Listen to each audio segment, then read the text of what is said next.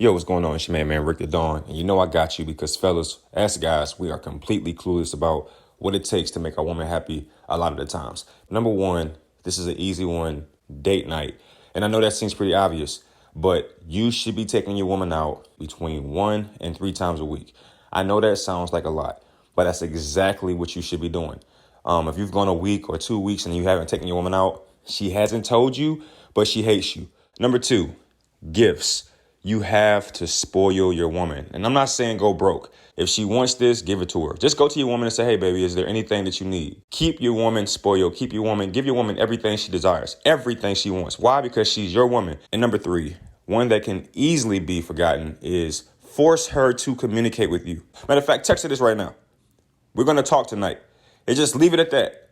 And that's going to build some anticipation. And then tonight, I want you to communicate to me how you feel, what you need, and what you need from me.